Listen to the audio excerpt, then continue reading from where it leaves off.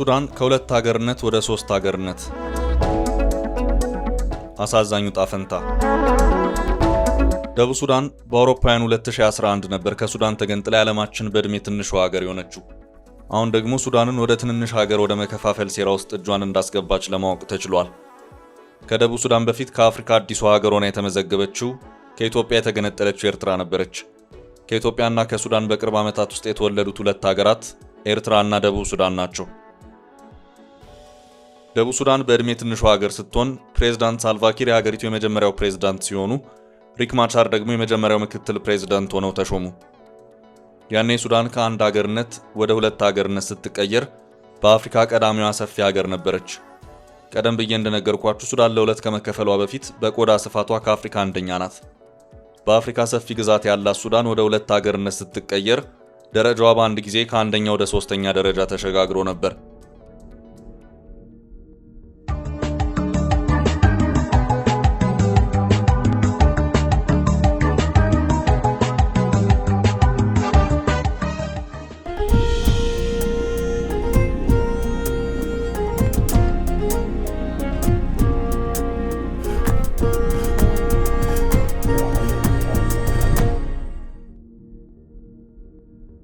ሱዳን አሁን በቆዳ ስፋቷ ከአልጄሪያ እና ከዴሞክራቲክ ኮንጎ በመቀጠል ሶስተኛ ደረጃ ላይ ትገኛለች። እቺ በቆዳ ስፋቷ ከአፍሪካ ሶስተኛ ደረጃ ላይ የምትገኘው ሱዳን አሁን ደግሞ የቆዳ ስፋቷን በብዙ ጥፍ የሚቀንስ ታሪክ ከፊት ለፊቷ እየመጣላት ነው። ምናልባት ሱዳን በቆዳ ስፋቷ ከ1 እስከ 5 ውስጥ ወይም ከ1 እስከ 10 ውስጥ መግባት ላትችል ትችላለች እየተባለች ትገኛለች። ሱዳን ተከፋፍላ የተለያዩ ሀገር ከሆነች ምናልባት ከአፍሪካ ውስጥ ሰፊ ግዛት ካላቸው 10 ሀገራት ውስጥ ላትገኝ ትችላለች። በአፍሪካ ውስጥ ሰፊ ግዛት ያላቸው 10 ሀገራትን ስንመለከት አንደኛ አልጄሪያ፣ ሁለተኛ ዴሞክራቲክ ሪፐብሊክ ኦፍ ኮንጎ፣ ሶስተኛ ሱዳን፣ አራተኛ ሊቢያ፣ አምስተኛ ቻድ፣ ስድስተኛ ኒጀር፣ ሰባተኛ አንጎላ፣ ስምንተኛ ማሊ፣ ዘጠነኛ ሳውዝ አፍሪካ፣ 10ኛ ኢትዮጵያ ናቸው። በአፍሪካ ውስጥ የቆዳ ስፋታቸው በፖለቲካዊ ጦርነት የተቀየረባቸው ሱዳንና ኢትዮጵያ ናቸው። ሱዳንና ኢትዮጵያ በጦርነት ምክንያት ወደ ሁለት ሀገርነት ተቀይረዋል። አሁን ደግሞ ሌላ እርስ በርስ ጦርነት ውስጥ ተዘፍቀው ይገኛሉ። ሱዳን፣ ደቡብ ሱዳን እና ኢትዮጵያ ደም አፋሳሽ ጦርነት የሚካሄድባቸው የምስራቅ አፍሪካ ሀገራት ሆነዋል። ደቡብ ሱዳን ከሱዳን ተገንጥላ ሀገር በሆነች በ2 ዓመት ውስጥ ወደ ጦርነት ገባች። ያኔ ደቡብ ሱዳን ሀገር ስትሆን ደቡብ ሱዳን ያደገች የምትለመልም ነዳጇን ወደ ውጭ ሀገር እየላከች የምትበለጽግ ሀገር ትሆናለች ተብላ ነበር። ኤርትራም በተመሳሳይ ከኢትዮጵያ ስትገነጠል የአፍሪካ ሲንጋፖር ትሆናለች ተብላ ነበር። ሁለቱም ሀገራት ግን ህልማቸውን አላሳኩም።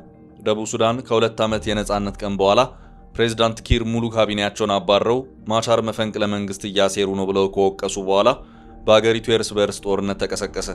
ደቡብ ሱዳን ራሷን ነጻ ሀገር ብላ ካወጀች በኋላ ሰላምን ታገኛለች፣ ህዝቧም እፎይታ ያገኛል ተብሎ ይጠበቅ ነበር።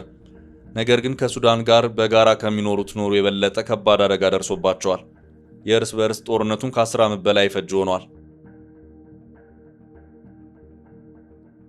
በደቡብ ሱዳን 5 ዓመት በዘለቀ ደም አፋሳሽ የእርስ በርስ ጦርነት ምክንያት ከ400 ሺህ በላይ ሰዎች ሲገደሉ 2.5 ሚሊዮን ሰዎች ተፈናቅለዋል። የሚገርመው ነገር ደቡብ ሱዳን የእርስ በርስ ጦርነት ውስጥ ገብታ የዳጋሎ ቡድንን በማገዝ ሱዳን ወደ ትንንሽ ሀገርነት እንድትቀየር እገዛና ትብብር ማድረጓ ነው። በደቡብ ሱዳን በ2018 የሰላም ስምምነት ተፈርሞ ነበር። ሁለቱም አካላት አዲስ ህገ መንግስት ለማጽደቅ፣ ምርጫ ለማካሄድ፣ የጦር ኃይሎቻቸውን ለማዋሃድ እንዲሁም የህዝብ ቆጠራ ለማካሄድና የታጠቁ ኃይሎችን መሳሪያ ለማስፈታን ነበር የተስማሙት። ነገር ግን እንደታሰበው ሳይሆን ቀረ። አሁንም ውረድ እንውረድ ብለው ሁለቱ የስልጣን ተፋላሚ ኃይሎች ወደ ጦርነት ገቡ። ነገር ግን እስካሁን ከስምምነቱ ማዕቀፎች አንዱም ተፈጻሚ አልሆነም። በሀገሪቱ የተለያዩ ግጭቶች መከሰታቸውም ቀጥሏል። በተመሳሳይ ከጎረቤት ሀገር ሱዳን የሚቃጡ ትንኮሳዎችም ነበሩ። ከኑዌር ጎሳ የወጡና ተቃዋሚውን ሪክ ማቻር ኃይልን ይደግፋሉ የተባሉት ዋይት አርሚ የተባሉት ታጣቂዎች የመንግስት ጦር ካምፕ ላይ ጥቃት መክፈታቸው ነበር ዋነኛው የግጭቱ መነሻ። ለዚህ ጥቃትም የመንግስት መልስ ምት ደግሞ እጅግ የተጠናከረ ነበር።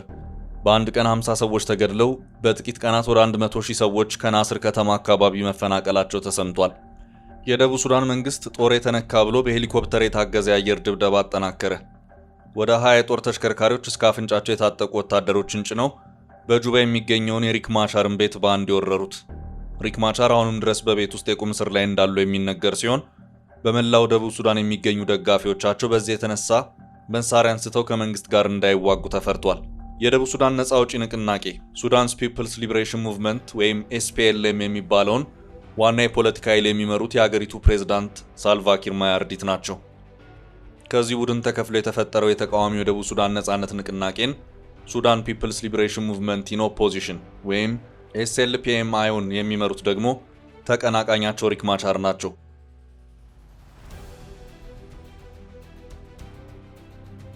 ሁለቱ ሰዎች እንደ አውሮፓውያን አቆጣጠር በ2011 ነፃ የወጣችውን ደቡብ ሱዳንን ተስማምተው ለመምራት አልቻሉ። እንደ አውሮፓውያን አቆጣጠር በ2013 ፕሬዝዳንት ሳልቫኪር ምክትላቸው ሪክ ማቻር መፈንቅለ መንግስት እንደሞከሩባቸው በመክሰሳቸው የእርስ በእርስ ግጭት ፈነዳ። ሳልቫኪር በቁጥር ብዙ ከሚባለው ከዲንካ ጎሳ የወጡ ሲሆን ሪክ ማቻር ደግሞ በሁለተኛነት ከሚከተለው ከኑዌር የተገኙ ናቸው። የሁለቱ ሰዎች ደጋፊዎች ጦርነቱ ሲፈነዳ በብሔር ወደ መዋጋት ነበር ያመሩት። በዚህ የተነሳ አስከፊ ቀውስ በአገሪቱ ተከሰተ።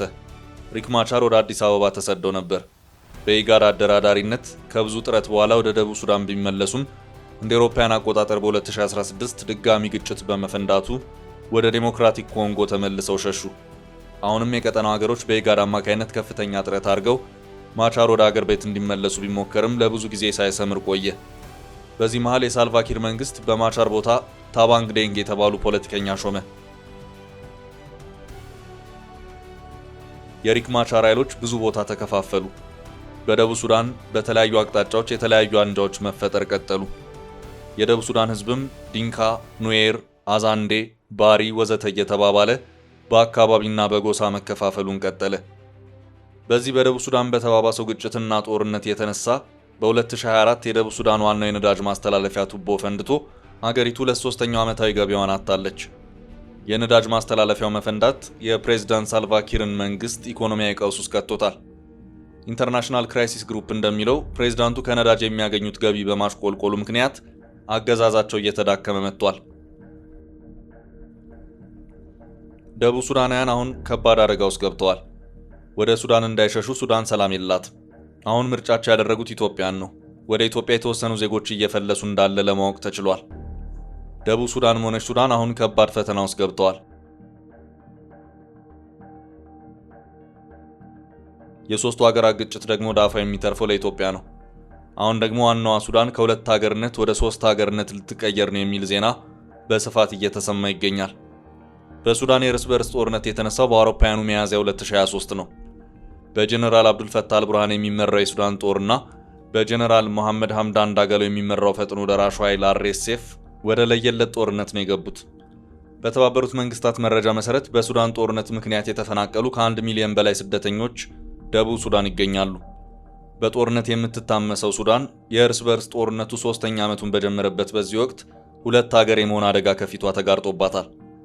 የሱዳን ጦር ሰራዊት ካርቱምን ተቆጣጥሮ መንግስታዊ ስልጣኑን ለማጠናከር እየጣረ ባለበት ጊዜ ተቀናቃኙ ፈጥኖ ደራሽ ኃይል አርኤስኤፍ ትይዩ መንግስት መመስረቱን ይፋ አድርጓል። ይህ ደግሞ ለሱዳን ከባድ የሚባል መከራን ያመጣው ሆኗል። የፈጥኖ ደራሽ ኃይሉ አርኤስኤፍ እና አጋሮቹ በዓለም አቀፍ ደረጃ ከፍተኛ ውግዘት ቢደርስባቸውም በተቆጣጠሩት አካባቢ ትይዩ መንግስት መመስረታቸውን አውጀዋል። አርኤስኤፍ እና አጋሮቹ የሱዳን መንግስት መመስረቻ ቻርተር የሚል ስምምነት ከሳምንታት በፊት ናይሮቢ ላይ ከተፈራረሙ በኋላ አገሪቱ ለሁለት ትከፈላለች የሚለው ስጋት ጨምረዋል። ትይዩ መንግስቱ በፖርት ሱዳን የሚገኘውንና በአገሪቱ ጦር የሚመራውን መንግስት የሚገዳደር ነው። ተንታኞች እንደሚሉት አርኤስኤፍ የጦር መሳሪያ ለማግኘት የሚያደርገውን ጥረት ለማሳደግ በሚል እውቅናውን ይፈልገዋል። የተባበሩት መንግስታት፣ የአፍሪካ ህብረት፣ የአረብ ሊግ፣ አውሮፓ ህብረትና አሜሪካ ሀሳቡን ተቃውመው የሱዳንን አንድነት እንደሚደግፉ ገልጸዋል። አርኤስኤፍ በማዕከላዊ ሱዳን የሚገኙት በጀዚራ፣ በሴናር እና በካርቱም ተከታታይ ኪሳራ ደርሶበታል። በሌላ በኩል የዳጋሎ ቡድን በበኩሉ በምዕራብ ዳርፉር ያሉ ግዛቶችን በቁጥጥሩ ስር ይገኛሉ። ዳጋሎ የራሱን ትይዩ መንግስት መመስረቱን ተከትሎ የአገሪቱ ጦር ማዕከላዊ ሱዳንን መልሶ መያዙ ምስራቅና ምዕራብ በሚል የሊቢያን የሚመስል መከፋፈል ሊፈጥር ይችላል የሚል ስጋትን ፈጥሯል። የአልቡርሃን መንግስትና ጦር ከግብጽ፣ ከሩሲያ፣ ከኢራን፣ ከቱርክና ከኤርትራ ድጋፍ እንደሚያገኝ በሰፊው ይታመናል። የዳጋሎ ቡድን የሆነው ፈጥኖ ደራሽ ኃይል በበኩሉ በተባበሩት አረብ ኤምሬት፣ በቻድ፣ በደቡብ ሱዳን እና በኬንያ እንደሚደገፍ ይነገራል። ሪፖርቶች እንደሚጠቁሙት ካይሮ ለሱዳን የጦር መሳሪያ አቅርቦትን ጨምሮ ቀጥተኛ ወታደራዊ ድጋፍ አድርጋለች። እንደ አውሮፓውያኑ አቆጣጠር በጥቅምት 2024 የአርኤስኤፍ መሪ የሆኑት ጀነራል መሐመድ ሐምዳን ዳጋሎ ሄሚቲ ግብጽና ኢራን ለጦር ወታደራዊ ድጋፍ ያደርጋሉ ሲሉ ከሰዋል። ኢራንና ሩሲያም ለሱዳን ጦር ድጋፍ ማድረጋቸው የተነገረ ሲሆን ኢራን የጦር መሳሪያዎችና የድሮን ቁሶችን በመላክ ድጋፍ አድርጋለች ተብሏል። የዳጋሎ ቡድን በተባበሩት አረብ ኤምሬትስ የሚታገዝ ነው ተብሎ በተደጋጋሚ የተገለጸ ጉዳይ ነው። የተባበሩት መንግስታት ድርጅት በቅርቡ ባወጣው መግለጫ የተባበሩት አረብ ኤምሬትስ ለዳጋሎ ቡድን የጦር መሳሪያ አቅርቦት እንደሚያቀርብ ተገልጿል። የአልቡርሃን መንግስት ጠቅላይ ሚኒስትር አብይ አህመድ ከዳጋሎና ከተባበሩት አረብ ኤምሬትስ ጎን ቆመዋል የሚል ክስ ማቅረባቸው ይታወሳል። አልቡርሃን ኢትዮጵያ የተባበሩት አረብ ኤምሬትስ ጉዳይ አስፈጻሚ የሚል ክስ ያቀርባሉ። የተባበሩት አረብ ኤምሬትስ እና ኢትዮጵያ በቅርቡ ለሱዳን $200 ሚሊዮን እና $30 ሚሊዮን ድጋፍ ማድረጋቸው ይታወሳል። ኢትዮጵያ ለደቡብ ሱዳንም $15 ሚሊዮን በማበደር የደቡብ ሱዳን አጋዥነቷን አሳይታለች።